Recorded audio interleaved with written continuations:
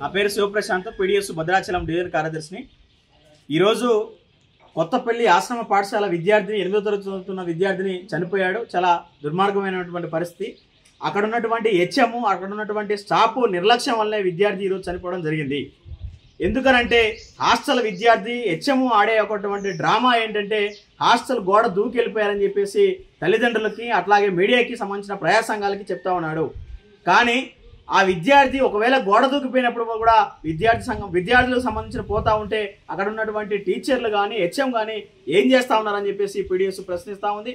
దాంతోపాటు విద్యార్థులు మాత్రం మేము గేటు ద్వారానే పోయామని చెప్పేసి విద్యార్థులు చెప్తా ఉన్నారు. కాబట్టి ఏదేమైనా సరే ఈరోజు ఆశ్రమ పాఠశాలలో ఒక విద్యార్థి చనిపోవడం చాలా దారుణమైన పరిస్థితి. దాంతోపాటు అక్కడ పనిచేస్తున్నటువంటి హెచ్ఎం నరసింహరావు గారు గతంలో ఏటీడీఓగా పనిచేశారు. అట్లాగే గతంలో ఎల్సిరెడ్డిపల్లి ఆశ్రమ పాఠశాలలో గర్ల్స్ హాస్టల్లో ఒక అమ్మాయిని ఇబ్బంది పెట్టాడని చెప్పేసి కూడా అనేక ఆరోపణలు రాతలు అనేక మీడియాలలో కూడా వచ్చినప్పుడు కూడా ఆయన మీద శాఖాపరమైనటువంటి చర్యలు తీసుకోలేదు. దాంతోపాటు గొందిగూడలో చేసినప్పుడు కూడా అదే పరిస్థితి.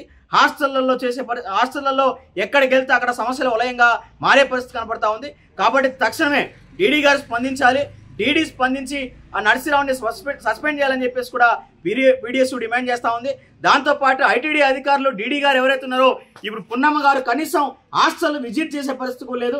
ఆశ్రమ పాఠశాల అని ఉన్నా కానీ సమస్య వచ్చినప్పుడు మాత్రమే హాస్టల్లో మిస్సింగో లేకుంటే ఏదో ఇట్లా చనిపోవడం జరిగినప్పుడు మాత్రమే హాస్టల్కి వెళ్ళి విజిట్ చేసి ఉంటుంది తప్ప ఆఫీస్కే పరిమితం అవుతోంది. ప్రజా సంఘాలు ఫోన్ చేసినా పట్టించుకునే పరిస్థితి లేదు.